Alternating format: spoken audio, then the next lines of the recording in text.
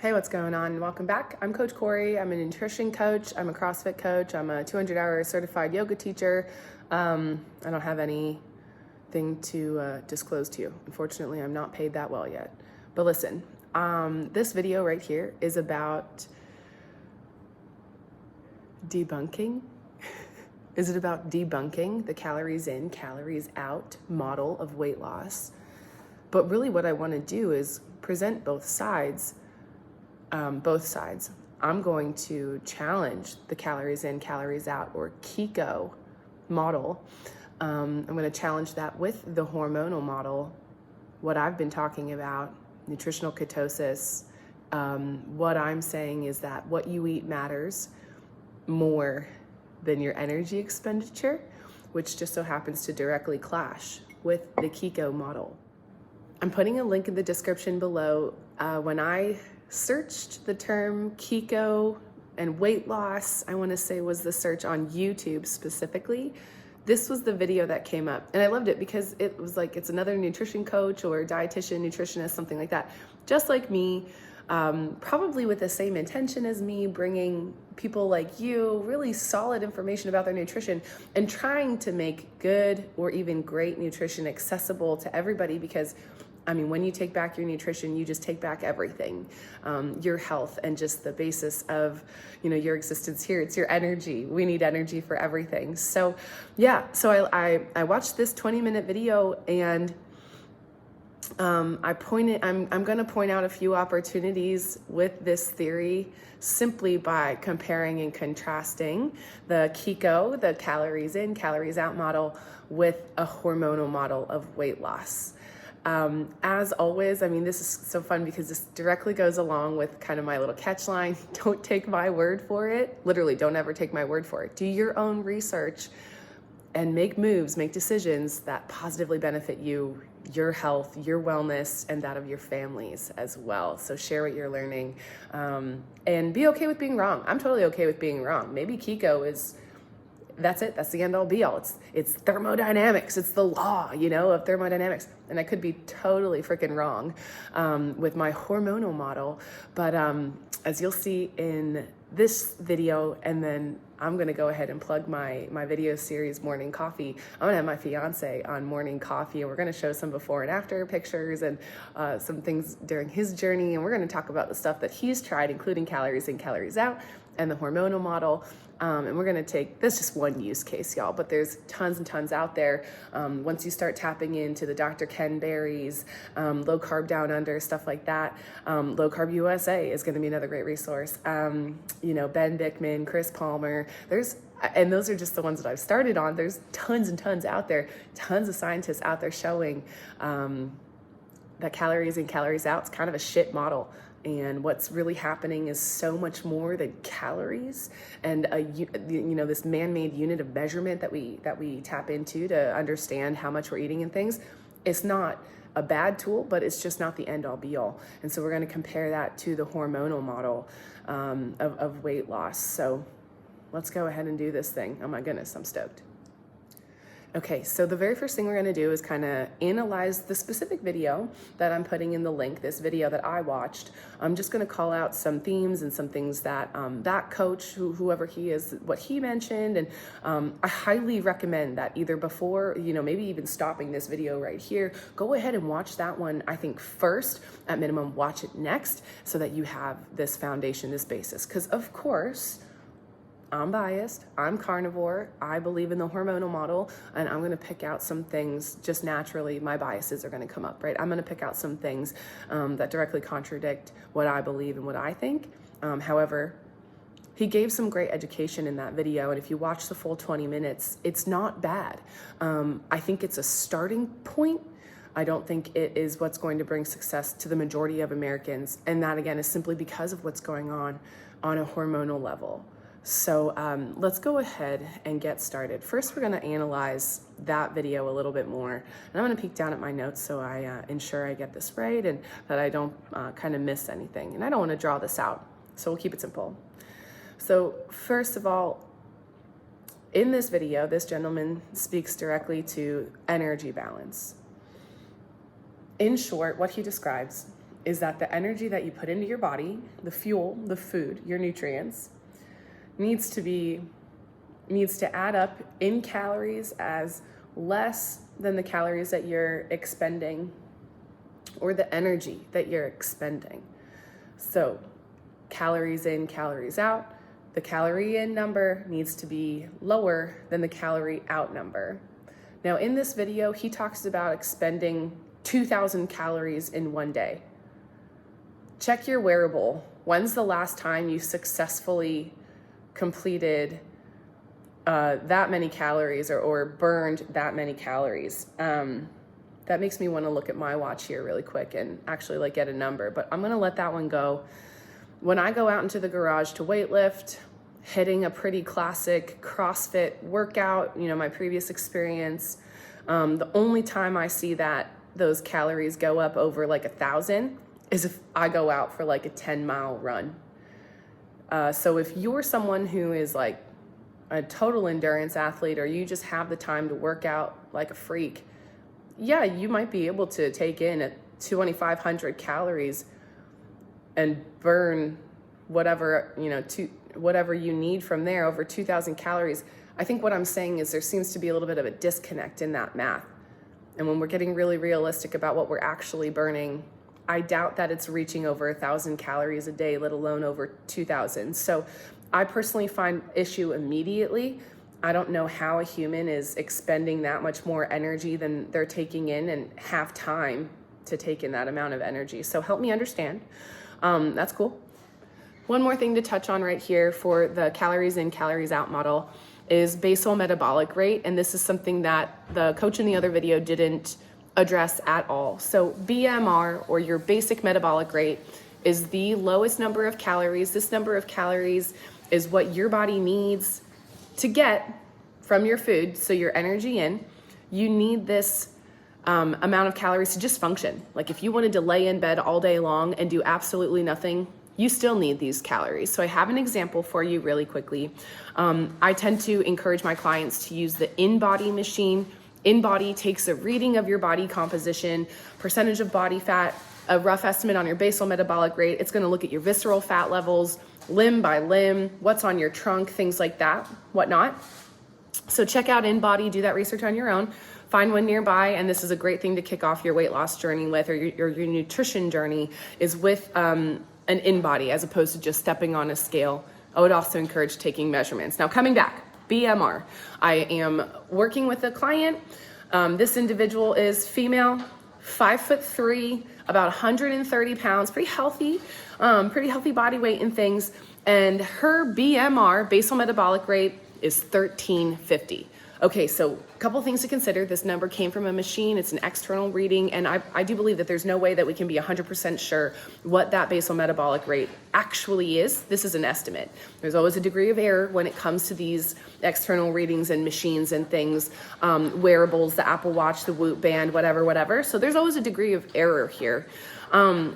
But with my experience with the clients that I've worked with is that as muscle mass increases, basal metabolic rate goes up. There's one correlation that I've noticed, and often as your muscle mass increases, things like visceral fat come down. So there's certain processes that, they're directly in relation with one another. And so coming back to BMR, this is something that tends to correlate with the amount of muscle on your body.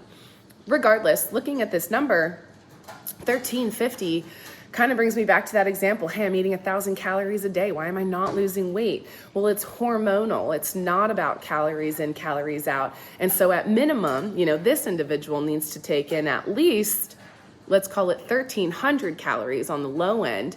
And if she's not getting that amount, then her body is going to start to pull other resources, minerals from your bones. It's going to start breaking down your own muscle. It's going to catabolize your own muscle. And if we're also eating whatever carbs and things that we want on that calories in, calories out diet, now we're also increasing insulin and storage. So anything that you do eat is going to get stored. And we don't allow our bodies the opportunity to break down. So BMR is something that now we're not really even taking into account with energy balance, but I would argue it needs to be taken into account. That's kind of where it starts. That's energy balance. What's so cool about CiCo is it's guaranteed to work. And that's the law of thermodynamics. I'm not going to go into it. Look it up. If you're burning more than you're bringing in, it's simply the law of thermodynamics. It's really cool that nutrition can be broken down into something so simple. In my experience, that's not been the case. From there, this energy balance, CiCo, calories in, calories out model, it works quickly.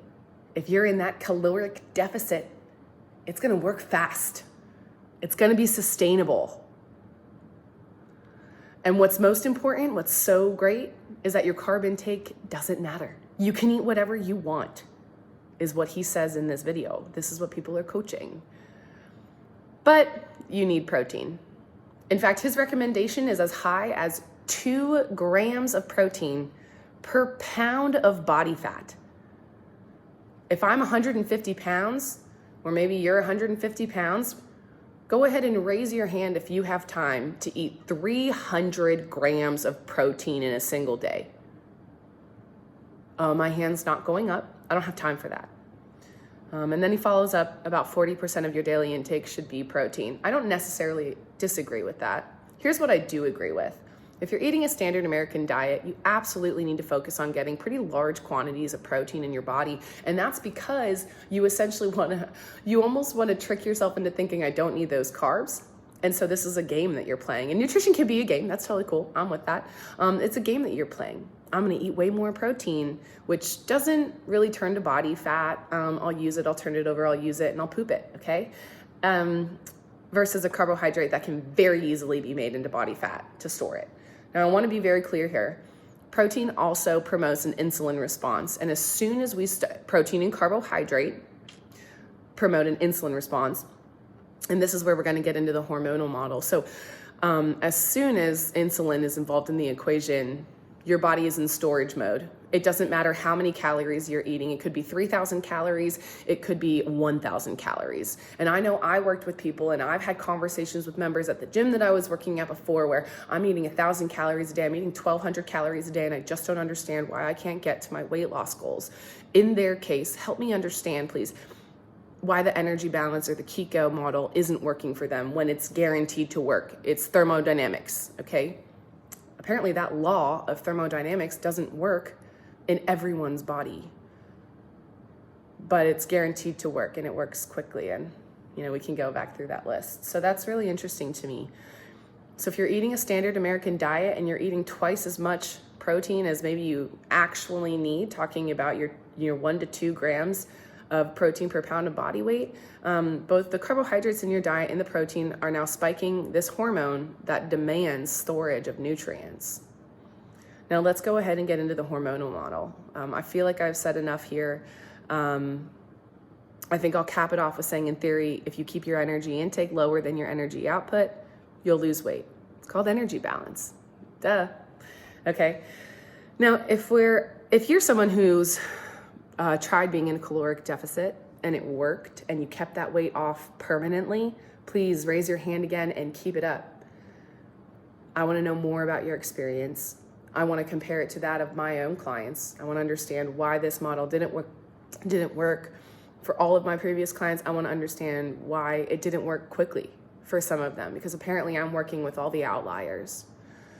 From there, I'm gonna go into the hormonal model now, and I'm gonna keep this very short and sweet, and it is extremely easy to understand. We're gonna talk about 2 hormones. Follow along, listen closely, play it back, listen to it 5 times in a row. You're gonna get this. This is not hard. Do not be discouraged, because I'm gonna talk a little bit, in terms that you don't fully understand when you first hear them, and you are gonna understand them anyway. So here's how it goes. The hormonal model. When you're eating a diet that is low carbohydrate or carbohydrates are not present, you're eating a diet that is high in fat and moderate in protein. That ratio would look something like up to 10 grams of carbohydrates, so a very small percentage of the diet. Fat, 70 to 80% of your daily intake comes from fat, and then 20 to 30% comes from protein. That's a much lower number than that 40% or even the 2 grams of protein per pound of body weight, okay? 10 grams of protein, 70 to 80% fat, 20 to 30% protein.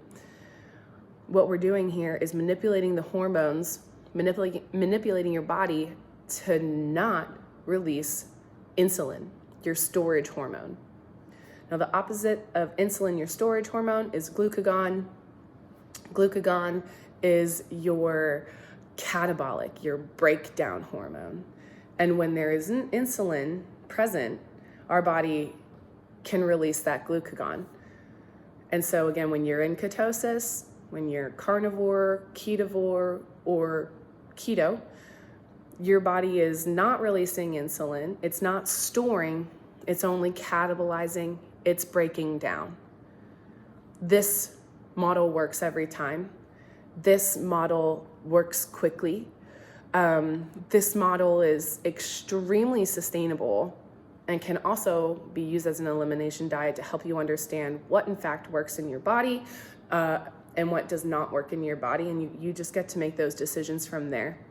That said, a lot of individuals, once they go to that keto or carnivore diet, it almost always outweighs the benefit of eating some stuff that tasted good to you at some point. Your palate will change.